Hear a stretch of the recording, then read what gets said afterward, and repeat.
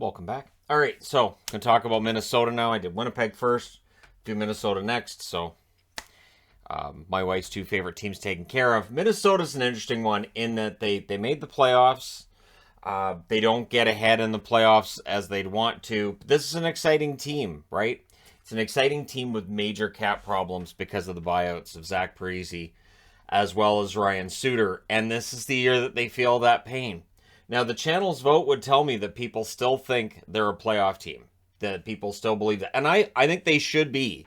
But the Central's going to be pretty darn competitive, other than Arizona and Chicago, who seem to be all in on the idea of getting the number one draft pick, or at least fighting over it.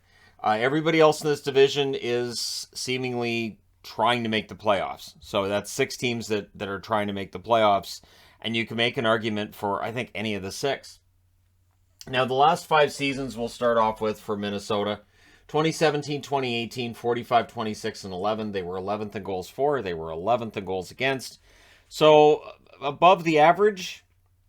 But again, playoffs, there has not been that breakthrough. Since 2003, there has not been a major breakthrough for the Minnesota Wild when it comes to playoff success when they made the conference final in 2003. 2018, 2019, they finished 37, 36, and 9. They were 28th in goals for that year, 13th in goals against. So goal scoring was a problem, right? Before this Kirill guy came along, goal scoring was definitely a problem. 2019, 2020, they were 35, 27, and 7. They were 15th in goals for, 22nd in goals against. They lost the play-in round against Vancouver that year. 2020, 2021, the first season with Kirill the Thrill, and it lives up to expectations. 35, 16, and 5 is the team's record. They finished 8th in goals for and 15th in goals against. One curiosity with Minnesota is a team that I think of historically as being quite good in net.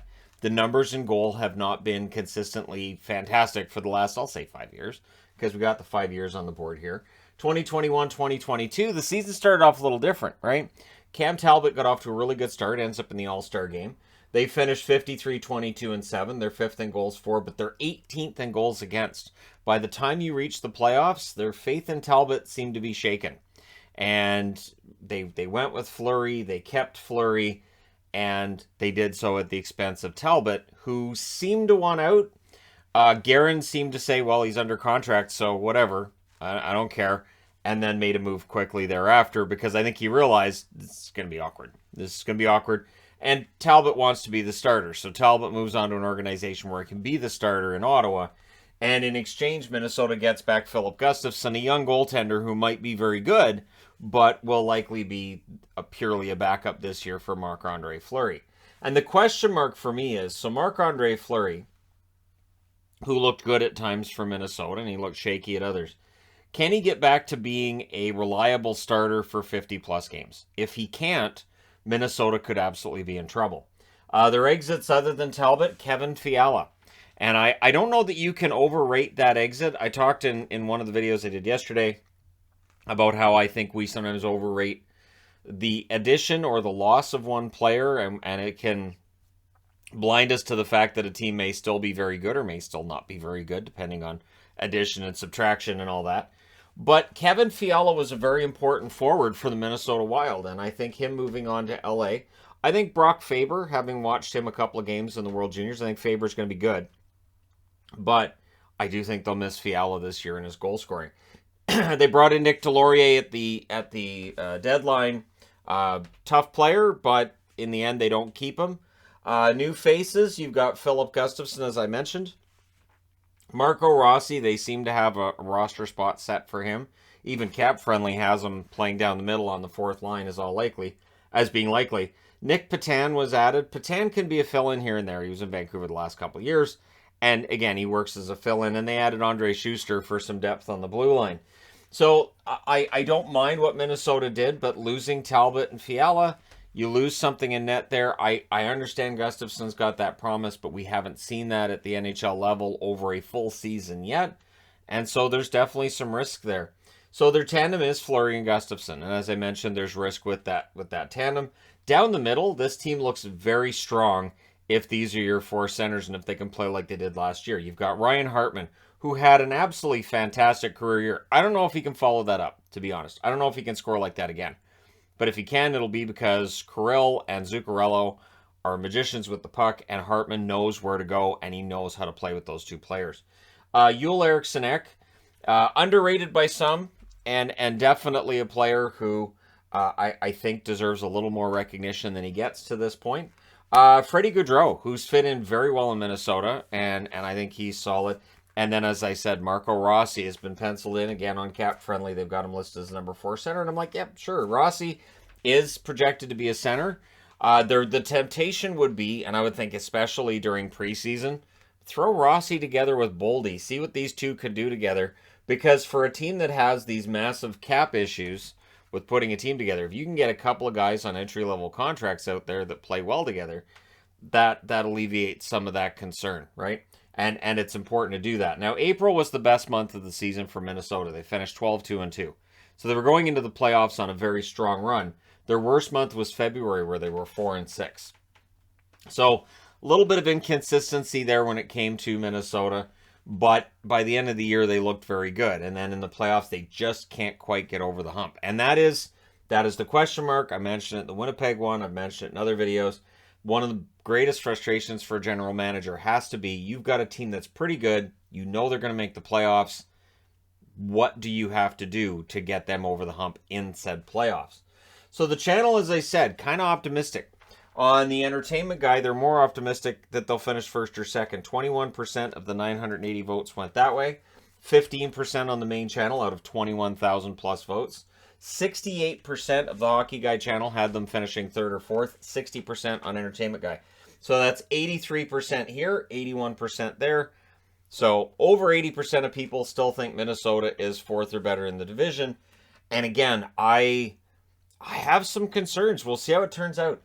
Fifth or sixth, 15% of the main channel, 14% of the Entertainment Guy vote that way. Seventh or eighth, 3% really hate Minnesota on the Hockey Guy channel, and 5% on the Entertainment Guy channel. Because again, for them to finish 7th or 8th, they have to finish behind either Chicago or Arizona, or both if you're thinking they're 8th, and that's just not going to happen.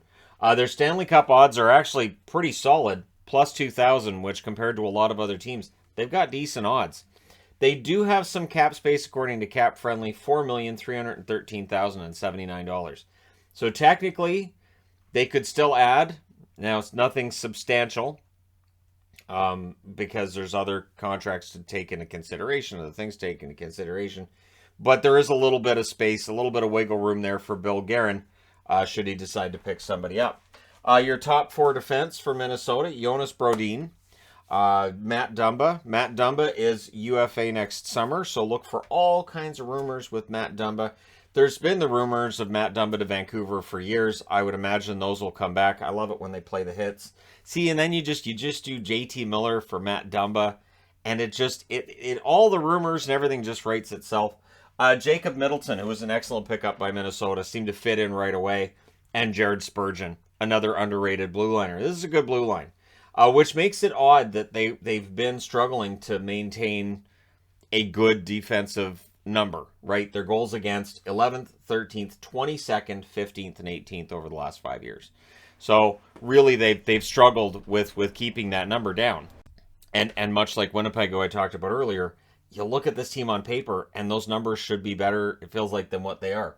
So breakthrough candidates, I went with Matthew Boldy because Boldy was fantastic. And I think that, you know, if he can maintain what he showed when he finally made his debut for them last season, if he can maintain that level of play, really, it's going to be a special season potentially, and it would definitely reward the channel's optimism about Minnesota.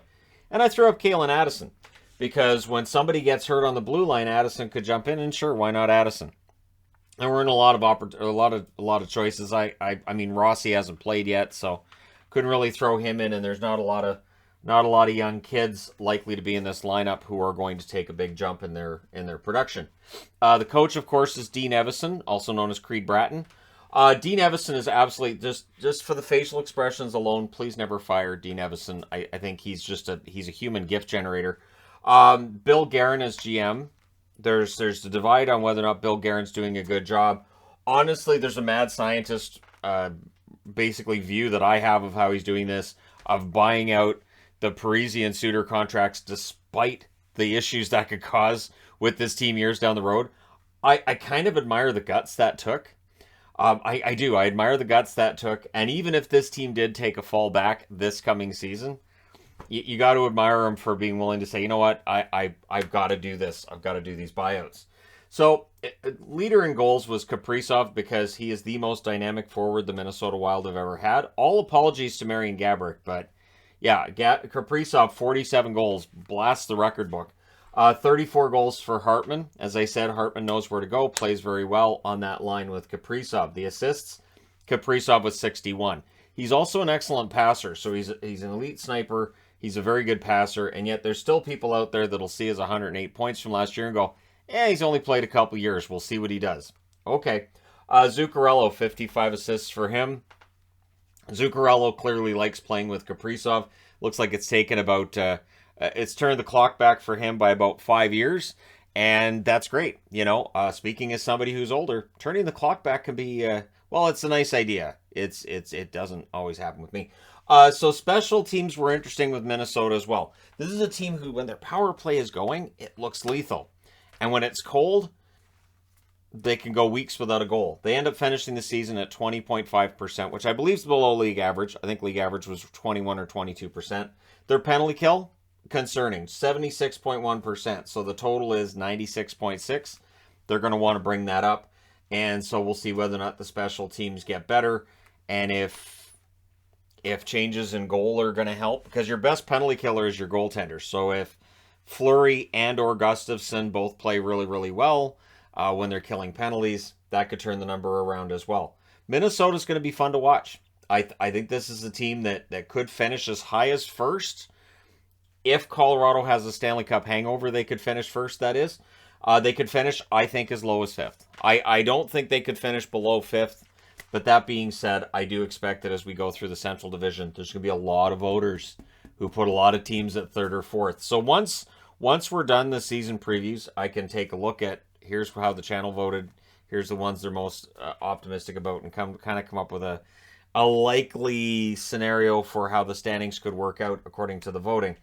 And yeah, I think there's going to be a lot of teams that just get that vote of, I think they'll be third or fourth. Sounds good to me, because the Central is so tight, other than Arizona and Chicago. Should be a ton of fun to watch. Let me know your thoughts in the comment section below. As always, don't forget to hit like and subscribe if you're browsing your way through, you just happened upon this video.